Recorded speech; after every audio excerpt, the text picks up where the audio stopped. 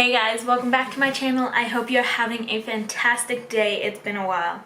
I'm pretty sure I say that in every video because I film a video, promise I'm gonna make more, and then just never do.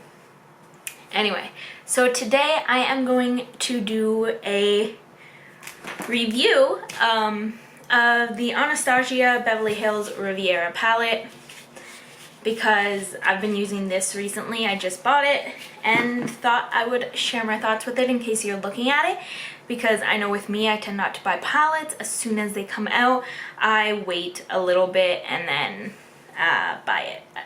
So I'll give you a little backstory on everything. So I wasn't gonna buy this palette originally. I saw it and I was like, oh, it is gorgeous, but I don't want to spend the money. These palettes are $59 Canadian, so it is an investment. So I didn't just want to spend the money, and that's essentially what it was. I really wanted it, but I didn't want to spend the money. A few months went past, and then I went to the mall and I went to Sephora and I swatched it. I shouldn't have done that, because that is when I was like, I want this palette. Like, I want it. And I want it now. I walked away from it and then I just kept thinking about it over and over and over again. And then I was just like, you wanna know what? I'm gonna do it. So I bought it along with the Fenty Beauty eyeliners that she just came out with. A trio of those. So this is the pretty Riviera palette. I'll show you what the box looks like because I happen to still have that. I tend not to keep packaging anymore. I used to keep like all packaging, but now I don't. So this is the box. As you can see, it does say Riviera there, and then on the back is all the ingredients and the what the shadows look like.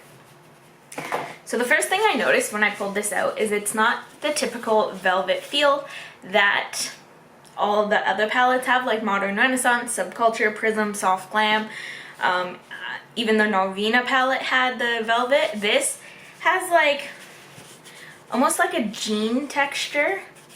Like, you know what it's got that, like, it feels how it probably looks right now. It's beautiful packaging. It doesn't get dirty, I find. I haven't gotten it dirty yet.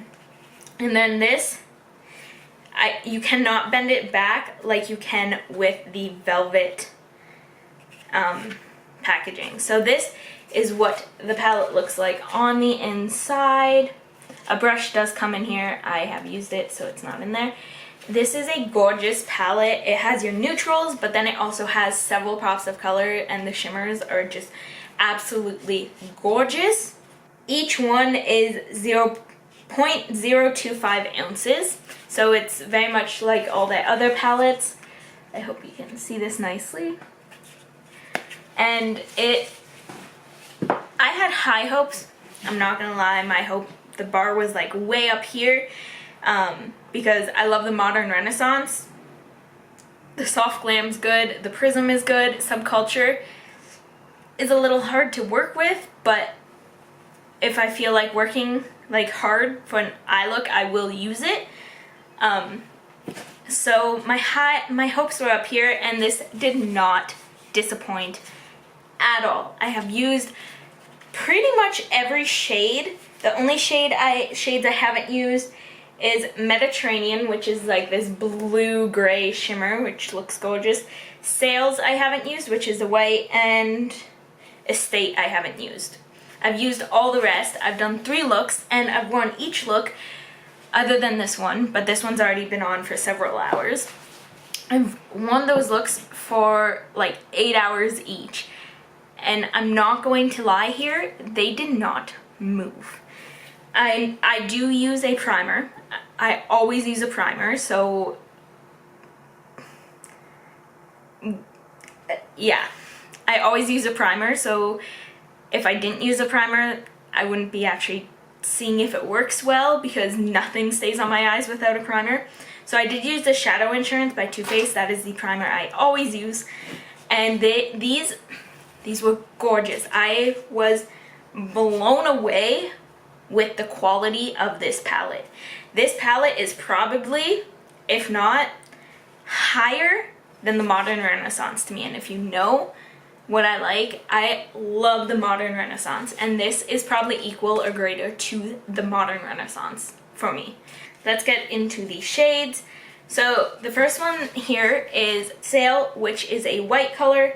We have Yacht, which is like this bronzy, gorgeous color. That's what is on my lid right now. Hi, Bumblebee.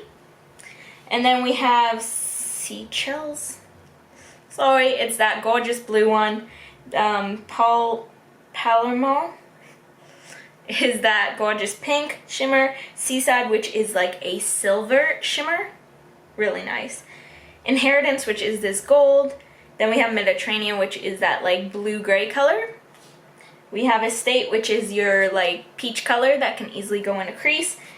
Oh, Cabana, I haven't used Cabana yet either, which is like almost like a mustardy brown yellow. Looks really pretty, I just haven't used it yet. We have Bahamas, which is a hot pink. This blends out really well, really well. And then we have Monte Carlo. That's probably honestly my favorite in this palette. It is a great crease color. If you're not gonna do a neutral and you're gonna do a colorful look with like pinks or purples, Monte Carlo is your go-to. It blends out so nicely. It is pigmented, so use a little bit at a time, but it blends out phenomenally. If you want to see all my looks, my 2 other looks, just head over to my Instagram and you'll be able to find them. And you'll see what I mean with that, because that's the crease color I use on both of them. And then we have Cans, which is this gorgeous purple. It is a very good color. It's a good color. I had a tiny bit of trouble blending it, but that's, I think, was the brush I was using, because it still blended. So I'm sure if I use the correct brush, it would do a lot better.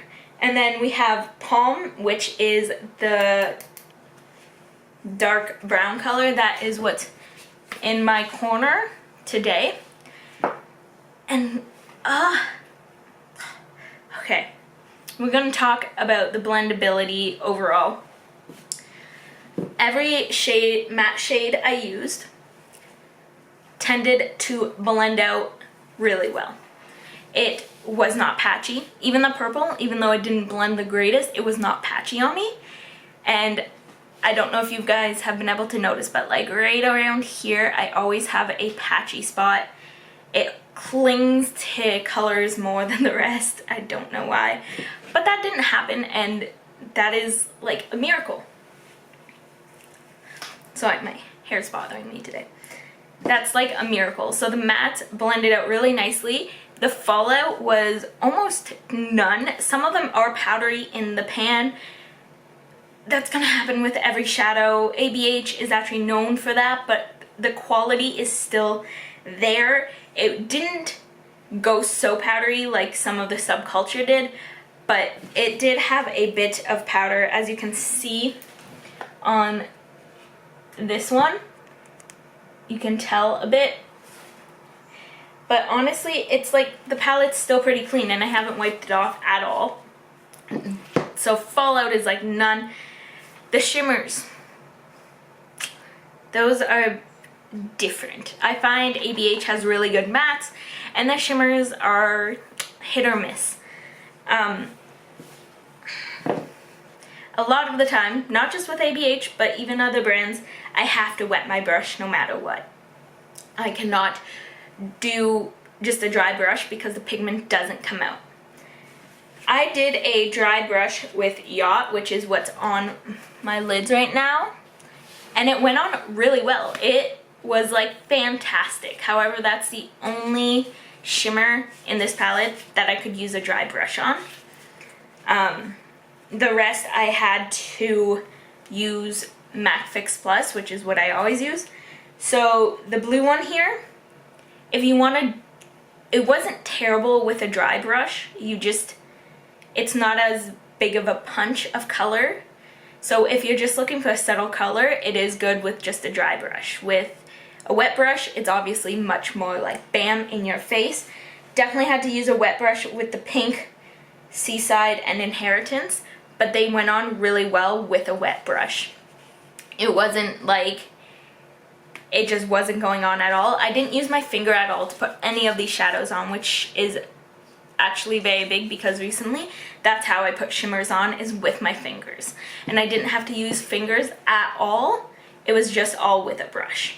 So, yeah. Do I think you should buy it? So I believe this palette is $45 US and 59 Canadian dollars. You can get it at Sephora or on their store. So Anastasia's website, you can get it there as well. If you do colorful looks, I would suggest you pick this up. It's really well done. The colors are phenomenal and they blend out really well. However, if you don't wear colors, I would not pick this up. It's a lot of money for a few neutral shades that you might wear. So if you're like on the fence of like, will you buy it or not, because you pretty much only wear neutrals, I wouldn't buy it just because it's $59 and there's only about like 3-4 neutral shades in the whole palette. So it would be very much a waste for you to buy it. But on the other hand, if you're a beginner with colors, these shadows, as I said, are really well. Like, you'll easily be able to use them. But are you comfortable spending that money on those colors? So it's all up to you. I would recommend this palette. I think you would really like it, if not love it. So yeah, that is my review on Anastasia's Riviera palette. They did come out with a new palette already in collaboration with Alyssa Edwards. Do I want that? Yes, I do. I really do. Do I want to spend the money? Not really, unfortunately. I am in a saving mode, so yeah. Anyway, I hope you did enjoy this video. If so, give it a thumbs up. Make sure you do subscribe to my channel because that would mean the world to me. And you can even click the bell if you want to be notified of when I put out videos. And I hope you have a wonderful day. Bye.